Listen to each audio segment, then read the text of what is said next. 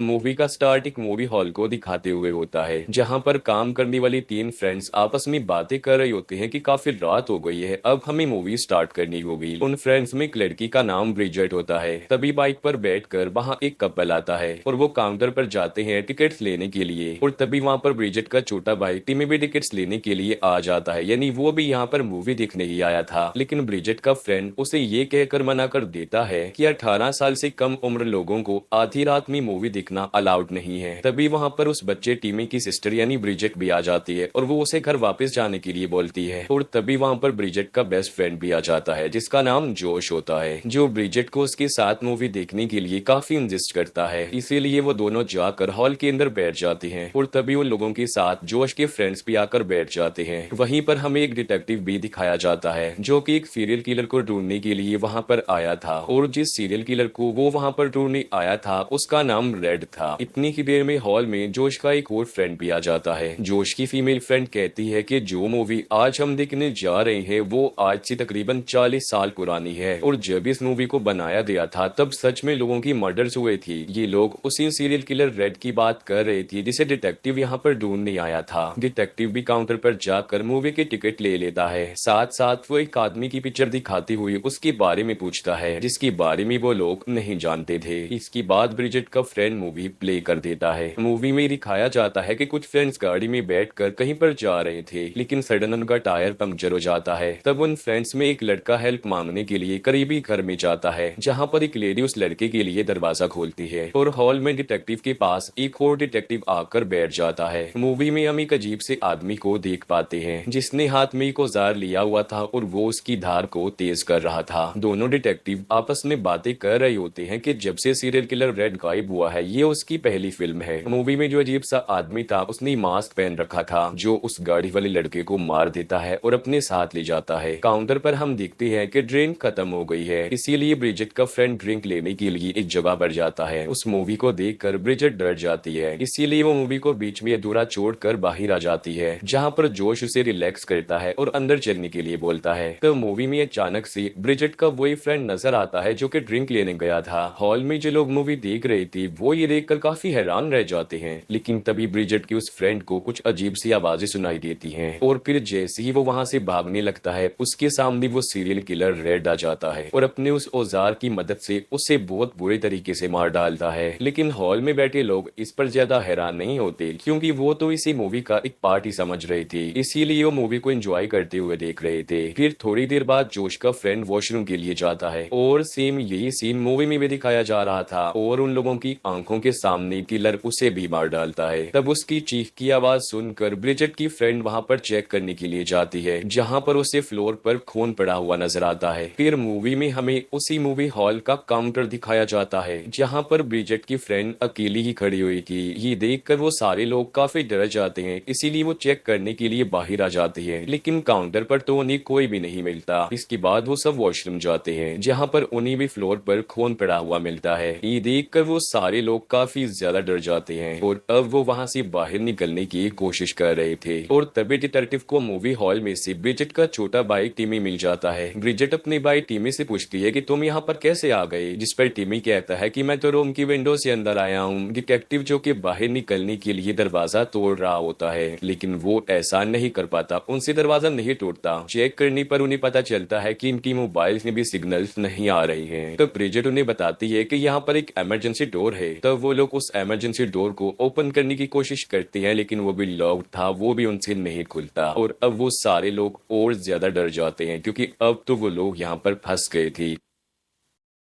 जहां पर डिटेक्टिव उन्हें समझाने की कोशिश करता है कि अगर हमने अपनी जान बचानी है तो हमें साथ में रहना होगा, और वो उन लोगों को 5 साल पहले होने वाले एक इंसिडेंट के बारे में भी बताता है कि एक मेंटल हॉस्पिटल में एक रेड नामी पेशेंट था, जो पिछले कई सालों से एक सीरियल किलर वाली मूवी ही देख रहा था, जहां वो इस सीरियल किलर वाली स्लैशर मूवी को देखकर अपना हाथ ही दांतों से काट लेता है। फिर वो अपने ही खून से फ्लोर पर कुछ लिखता है और वहां से गायब भी हो जाता है। और सुबह को उस हॉस्पिटल में सिवाय खून की और कुछ भी नजर नहीं आ रहा था। असल में रेड सीरियल किलर बन चुका था, जो कि एक साइको सीरियल किलर था जिसने हॉस्पिटल के सारे लोगों को मार दिया और फिर वहां से भाग गया। फिर जब वो सारे लोग सीरियल किलर के बारे में बातें कर रहे होते हैं तब ब्रिजेट का भाई टीमी हॉल में चला जाता है, जिससे वो किलर देख लेता है, जो टीमी को मारता नहीं बल्कि उसको लाकर सब लोगों के सामने फेंक देता है और खुद भी सबके सामने आ जाता है। फिर दूसरा डिटेक्टिव उस किलर को समझाने की कोशिश करता है कि देखो तुम बिल्कुल रिलैक्स हो जाओ, हम सब कुछ ठीक कर देंगे।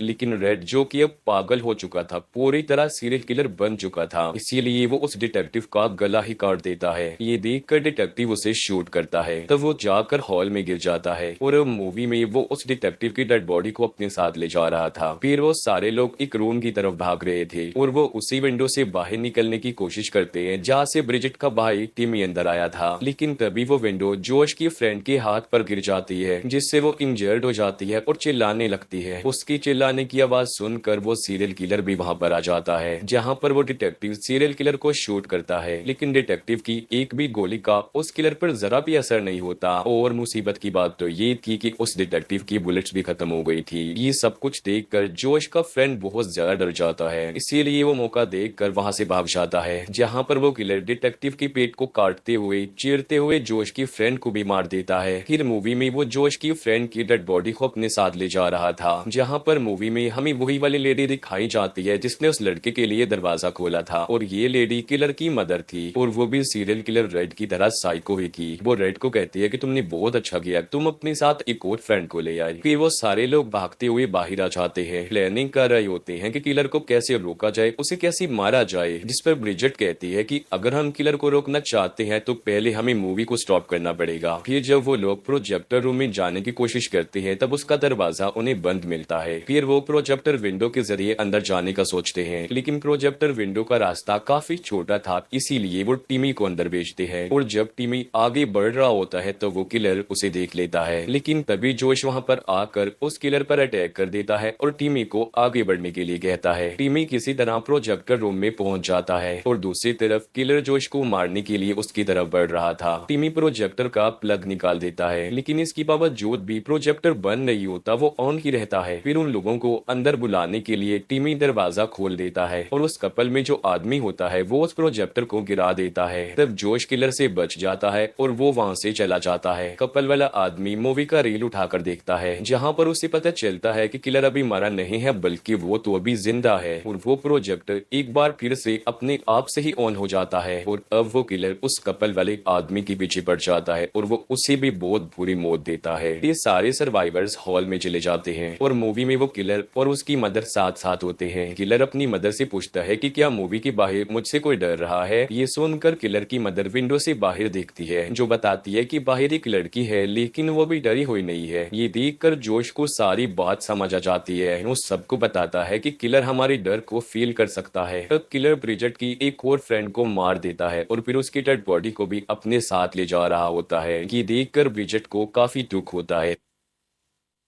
जोश का फ्रेंड तो ये देखकर डर जाता है और वो हॉल से बाहर चला जाता है। फिर किलर जब देखता है कि टिमी अकेला है तो वो उसका पीछा करता है, लेकिन तभी टिमी वहां से भाग जाता है और जोश के फ्रेंड से टकरा जाता है और अब किलर जोश के फ्रेंड को पकड़ लेता है, जहां पर वो किलर अपनी उसी टूल को इलेक्ट्रिसिटी में लगा देता है, जहां पर उन दोनों को बहुत जोर से इलेक्ट्रिक शॉक लगते हैं, जिससे जोश का फ्रेंड बुरी तरह करंट लगने से जल कर मर जाता है। लेकिन किलर को इस करंट से कुछ भी नहीं होता। जोश को काफी गुस्सा जाता है और अब वो किलर को मारने के लिए जाता है, लेकिन तभी वो किलर वहां से गायब हो जाता है। इसीलिए जोश वापस रूम में आ जाता है और जो कुछ वो वहां पर देखता है उसे देखकर वो शॉक्ड रह जाता है, क्योंकि उस किलर ने ब्रिजेट को प्रिजनर बनाया हुआ था और वो बस उसे मारने ही वाला था। फिर वो किलर अपना टूल जोश की तरफ फेंकता है और उसकी आंख फोड़ देता है। ये देखकर ब्रिजेट बहुत ज्यादा डर जाती है। वो भागकर एक रूम में आ जाती है और खुद को वहां पर लॉक कर लेती है और जोश की ऐसी हालत देखकर काफी रोती है। और अब किलर टिमी ही पीछे पड़ गया था, उसे हर जगह ढूंढ रहा था, लेकिन टिमी तो हॉल में छुपा हुआ था। और इतनी ही देर में वहाँ पर ब्रिजेट भी आ जाती है, जो अपनी भाई टिमी को समझाती है कि हमें डरना नहीं चाहिए, क्योंकि हमारा डर ही हमारा वीक पॉइंट है, और अगर हम उस किलर से नहीं डरेंगे यानी हम अपने डर पर कंट्रोल रख लेंगे तो वो किलर हमारा कुछ भी नहीं बिगाड़ सकेगा। फिर वो दोनों सिबलिंग्स अपनी आंखें बंद करके वही हॉल में ही बैठ जाते हैं और अब मूवी में वो सारा हॉल नजर आता है, वो सिबलिंग्स भी नजर आते हैं, जहाँ पर किलर उन्हें देख लेता है और वहाँ पर आकर उन्हें डराने की काफी कोशिश करता है, लेकिन उन दोनों ने तो अब क्योंकि अपनी आंखें बंद की हुई थी इसीलिए वो नहीं डरते।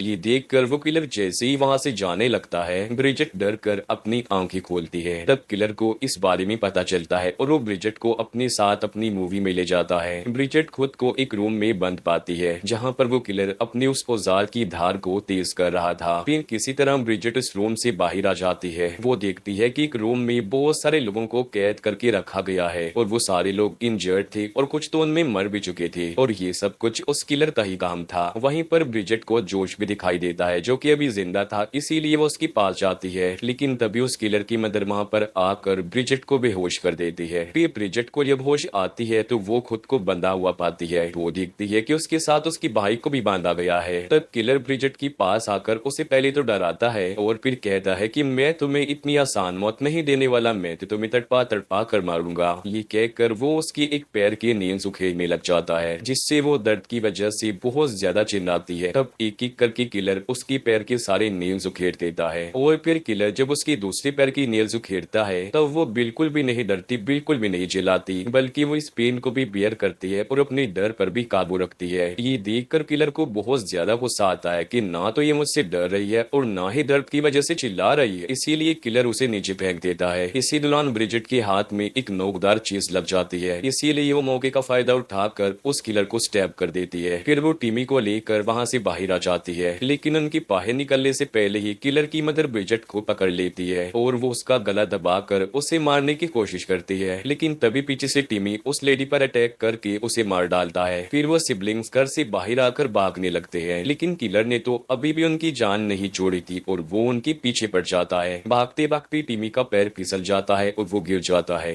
तब ब्रिजेट अपनी भाई को उठाती है और जोर से चिल्लाती है क्योंकि किलर की मूवी का अब दी एंड हो गया था और यहाँ पर वो अपनी भाई की जान बचाने के लिए उसे बाहर की तरफ फेंकती है और इस तरह से टिमी की जान बच जाती है क्योंकि वो मूवी से निकल कर उस मूवी हॉल में आ गया था और यहाँ पर वो वाली मूवी खत्म हो जाती है, प्रोजेक्टर भी रुक जाता है। अब यहाँ पर तो मूवी खत्म हो गई थी, लेकिन ब्रिजेट अभी भी मूवी में ही थी, यानी वो मूवी में ही फंस चुकी थी। फिर थोड़ी देर बाद वहाँ पर पुलिस आ जाती है और टिमी उन्हें सारी रियलिटी बता देता है। अब क्योंकि वो छोटा बच्चा था इसीलिए कोई भी उसकी बात पर बिलीव नहीं करता और यहीं पर ये मूवी यानी मिडनाइट मूवी भी एंड हो जाती है। Thank you for watching.